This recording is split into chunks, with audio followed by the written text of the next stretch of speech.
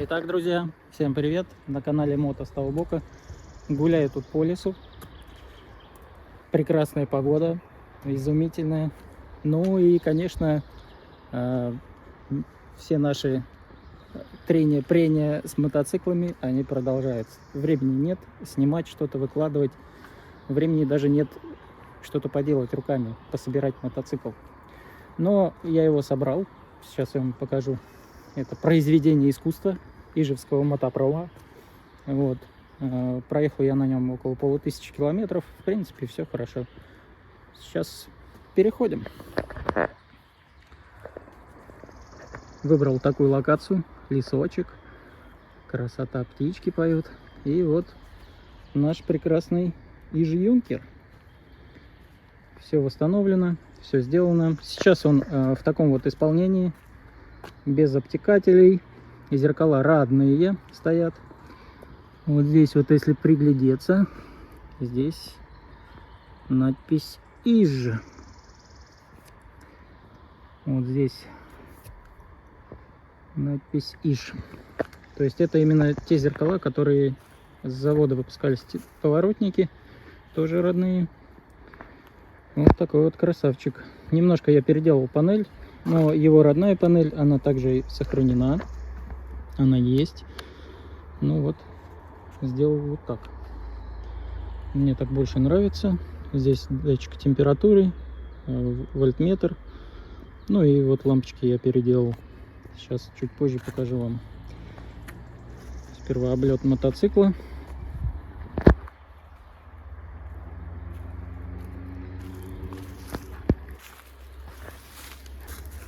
Вот такой вот он. Красавчик.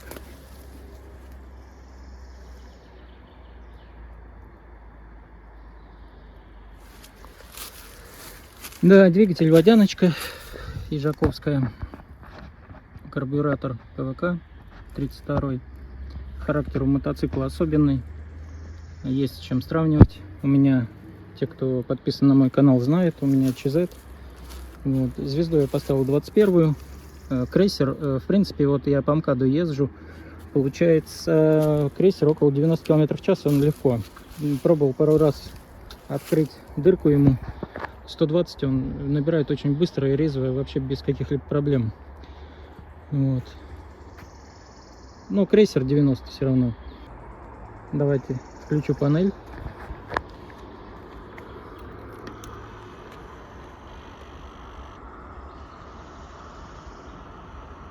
Так.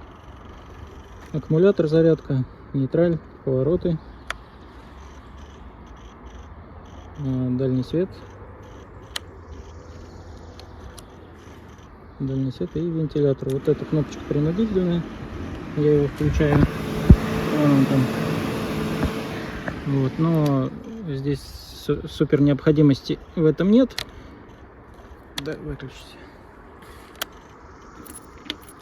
Супер необходимости в этом нет, потому что стоит датчик. Вот он. Это датчик именно включения вентилятора. А вот здесь стоит еще датчик температуры, который показывает. Там термостат стоит. Ну, это больше для тех, кто не знает. Там с той стороны стоит термостат. При нагревании 80 градусов вот здесь он открывается. А так по малому кругу гоняет. Вот. Больше 80. Один раз у меня только нагрелся. Термостат сработал и температура сразу упала. Вот. Долго прогревается. То есть надо прям молотить, на холостых почти не греется. Что еще?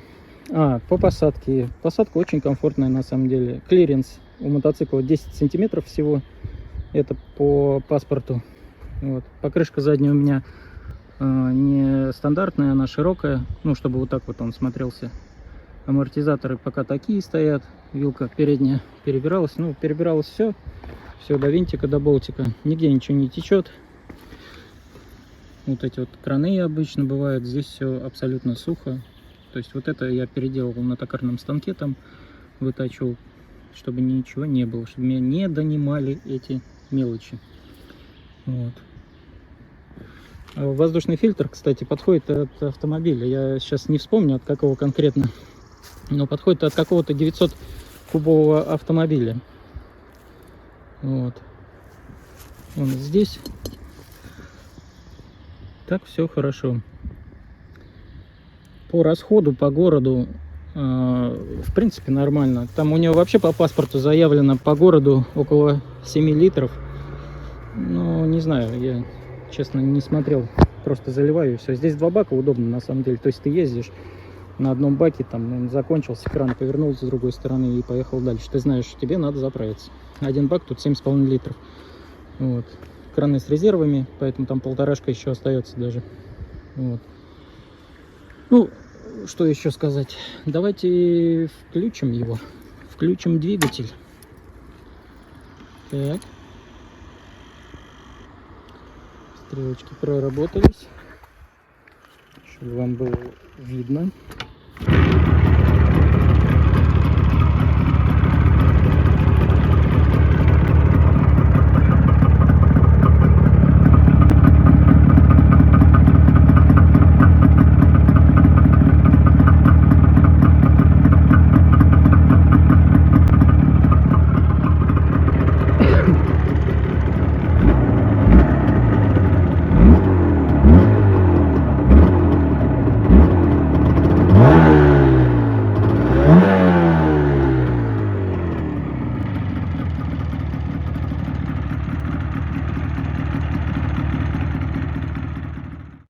Ну, вот такой вот агрегат получился.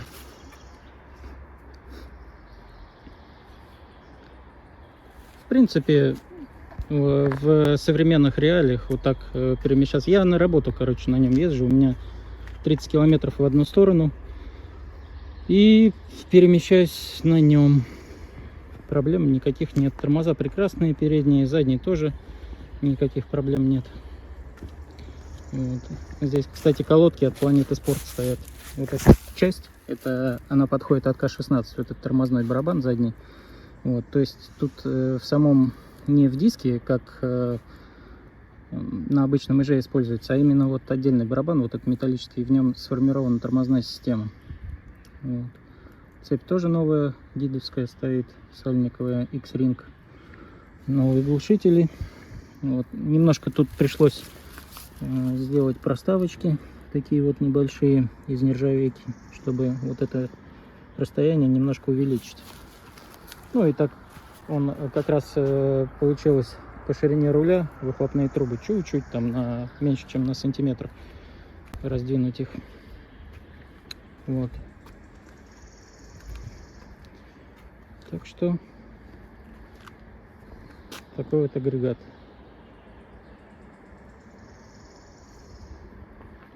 Есть еще насос у меня, я его жду смазку, нужно установить насосик, здесь нету. Колено-выхлопные тоже новые, обе. Паук внизу, который там соединяет, он тоже новый, ну кто знает, тот знает. Вот. Да, и зажигание контактное стоит, а его родное, но я сейчас не буду вскрывать. Зажигание родное контактное, заводится, вы видели как, никаких проблем. Могу. Так, ну вот так вот камеру установил, стойки нет у меня. Давай покажи. Просто со стороны она лучше обычно.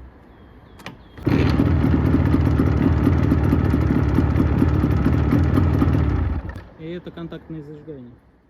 Ну что, друзья, а на сегодня пока все. Есть чем заняться с мотоциклом на самом деле, потому что здесь требуется заменить, немножко доработать сцепление, потому что заводское, здесь на самом деле заводское сцепление, корзинка, шлицы по 15-16 миллиметров на дисках. Но я диски такие не могу найти, их нужно изготавливать. Сцепление стоит обычное, от обычного ежа, от 5-го. Но оно работает, но на максимальной мощности, когда выходит двигатель на высоких оборотах, потому что я так настроил. Здесь и карбюратор настроен именно на высшие обороты, чтобы максимальная мощность была. И бывает, что срывает сцепление, начинает пробуксовывать. Но это крайне редко, и только когда максимальная скорость, максимальный оборот, максимальная мощность. В принципе, в среднем режиме, если перемещаться, но мне не нравится. Я езжу, конечно, в среднем низком режиме, но нужно сделать так, чтобы мотоцикл был готов всегда к боевому исполнению. Вот. Поэтому как-то так.